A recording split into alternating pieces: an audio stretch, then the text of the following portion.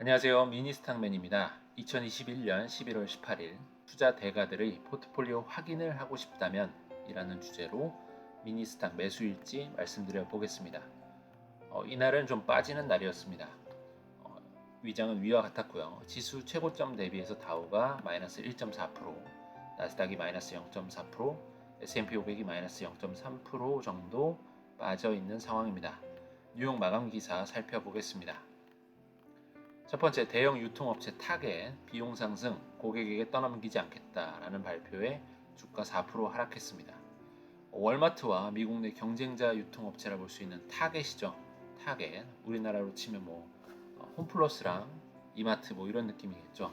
유통업체 타겟이 운영 비용의 상승을 우리는 고객에게 전가하지 않고 회사가 감당하겠다, 회사가 흡수하겠다라고 하면서 정말 착한 발표를 했습니다. 하지만 주주들은 좋게 보지 않고 있습니다. 비용을 고객에게 모두 전가시켜버리고 너희는 성장을 해야 되지 않겠냐라는 것이겠는데, 주가 입장에서는 고객에게 쉽게 비용을 전가할 수 있는 강력한 브랜드가 있는 기업이 소위 해자가 있다 표현할 수가 있고요. 기본적으로 투자 측면에서 유리한다는 그러한 판단을 해볼 수 있습니다. 두 번째, 아마존 내년부터 영국 발급 비자 카드 결제를 중단하겠다라는 소식에 비자 주가가 4.7% 급락했습니다. 영국이 유럽연합에서 EU에서 나가면서 엑시트했죠. 그러면서 원래는 EU 자체에 단합된 낮은 수수료 기준을 비자에서 맞춰서 수수료 계약이 되어 왔었는데, 영국의 경우에는 이제 EU와는 상관없기 때문에 돈을 더 벌려고 비자에서 EU 기준보다 높게 수수료를 세팅한 것이 발단이 된 것으로 보입니다. 단지 영국 내 비자 카드 결제를 중단했다는 것인데요. 전 세계가 아닙니다. 단지 영국에 해당하는 것인데, 그러함에도 불구하고 아마존이라는 거대한 기업과 관련된 이슈로 비자는 4.7% 급락을 해버렸습니다. 이것이 근데 어찌 보면 간단한 이슈일 수도 있어요. 유통사와 카드사 간의 수수료 싸움은 언제나 있는 상황이기 때문에 이것이 협상의 과정일 수 있다고도 생각이 됩니다. 아마존이 좀 엄포를 내린 거죠. 야, 너 이렇게 높게 하면 우리 거래 안 할 거야. 그러면 이제 비자가 수수료를 내리겠죠. 어쨌든 이 이슈가 잘 해결되면서 다시 아마존이 영국 내 비자 카드 재개라고 뉴스가 뜨게 되면 가격이 다시 원상복귀될 수도 있고요. 그런 관점에서 본다면 지금은 좀 매수 타이밍이 될 수도 있지 않나라고 생각도 해볼 수 있는 지점이라 볼 수 있을 것 같습니다.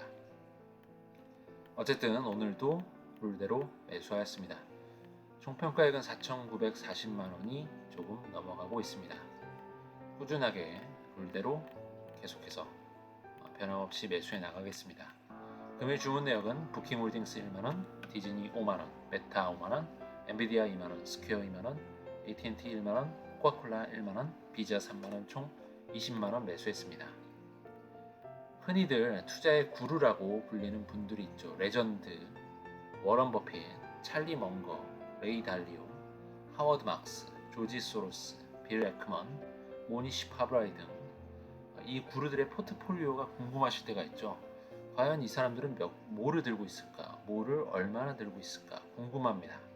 찾아볼 수도 있겠죠. 공시된 내용들 미국에서 찾아보면서 사이트들 뒤지면서 알아보시면 될 것 같은데, 이게 또 쉽지가 않습니다. 외국 사이트 중에서도 이런 것들을 볼 수 있는 괜찮은 사이트들이 몇 개 있지만 영문에 대한 압박이 좀 있을 수도 있는데, 국내에서 운영하는 사이트 중에 상당히 깔끔하면서도 무료인 사이트가 있어서 소개를 한번 해드릴까 합니다. 물론 더 깊고 넓은 수준의 정보 확인을 위해서는 여기서도 가입 비용을 내고 이용하게끔 되어 있습니다만, 무료인 상태에서 확인되는 정보만으로도 충분히 의미 있는 정보들을 수집할 수가 있습니다. bstock이라는 사이트인데요. bstock.co.kr로 들어가시면 됩니다. 한번 볼까요? 저를 알리바바 투자로 인도해서 지금 현재 물려있는 상태로 되게 했던 멍거 형님도 물렸습니다. 네, 어쨌든 찰리 멍거 할아버지의 포트폴리오가 궁금해서 한번 찾아보겠습니다. 비슷하게 들어가시면 이렇게 포트폴리오를 누르면 투자 대가들의 사진들이 쫙 라인업돼서 뜹니다. 많이들 얼굴을 아시는 분들이 많이 나오죠. 워런 버핏 할아버지, 찰리 멍거 할아버지, 캐시우드 누님, 빌 에크먼, 하워드 막스, 레이 달리오, 빌 게이츠, 캠피셔 이렇게 다 확인할 수가 있죠. 더 밑에도 쭉쭉 보면 많습니다. 관심 가는 사람 찰리 멍거를 탁 클릭해 보시면 이렇게 나와요. 대표 지수인 S&P 500 지수 대비 빨간색 대비해서 현재 멍거가 시장을 이기고 있는지를 보여주는데 최근은 좀 시장에 많이 뒤처져 있죠. 하지만 멍거 할아버지는 큰 뜻이 있으리라 믿습니다.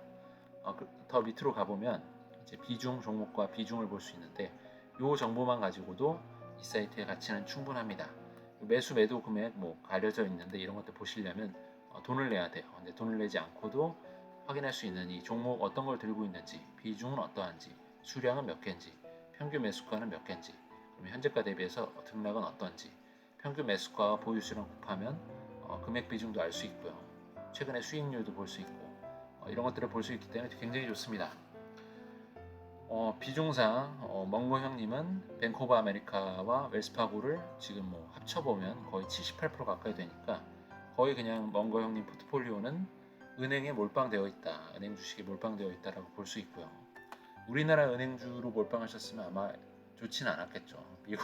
미국의 은행주들은 상당히 우상향하는 안정적인 모습을 보여주고 있기 때문에 굉장히 좋습니다. 배당도 좋고 안정적으로 우상향되는 포트폴리오를 갖고 계신다라고 보면 될 것 같고, 특이한 부분은 우리나라의 ADR로 상장되어 있는 포스코가 0.2%로 귀염둥이로 비중을 차지하고 있습니다. 수익률은 안 좋습니다. 여지 없죠. 알리바바도 최근에 240불대에서 제가 알기로는 매수를 한 13만 주 가까이 하셨다가 최근에 물타기를 한번 세게 하셨죠. 그래서 평균 매수가가 191달러로 되어 있습니다. 지금 143이라서 상당히 좀 좋지 않습니다. 어쨌든 뭐 뜻이 있고 다 큰 생각을 갖고 계신다는 생각하에 기대를 해봅니다만, 최근 뭐 알리바바의 경우에는 아주 최근 시점으로 지금 반도체 굴기에서 중국에서 이제 추진했었던 굴기가 좌절됐습니다만, 칭화윤이라는 반도체 회사를 알리바바가 인수하겠다라고 선언을 해서 거의 지금 알리바바로 확정이 되어가는 상황이 된 것 같고요. 어떻게 될지 모르겠어요. 그래서 참 고민이 많이 되는데, 지금의 알리바바의 주가는 사실 코로나 시점보다도 훨씬 더 싼 거의 2017년 수준으로 회귀한 상태입니다. 그래서 굉장히 지금 가격이 싸진 상황이긴 맞고요. 근데 뭐 워낙에 공산주의 국가고 시진핑의 연임이 내년에 결정이 확실히 되고 나서도 봐도 늦지 않다는 생각도 좀 들기도 하고요. 저 같은 경우는 이미 들어가서 물려 있습니다만 더 이상 뭐 추가 매수는 많이 하고 있진 않은데 그냥 한번 지켜보고 있습니다.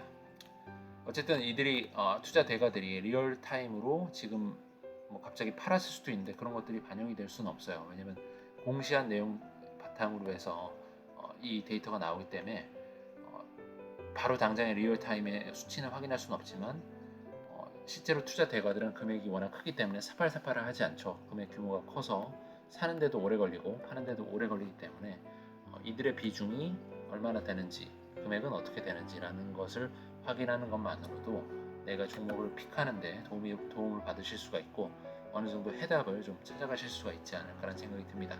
굉장히 간편하게 확인하실 수가 있기 때문에 충분히 도움이 되더라고요. 오늘은 여기까지 하겠습니다. 모두 성공 투자 기원 드리고요. 좋은 하루 되셨으면 좋겠습니다. 감사합니다.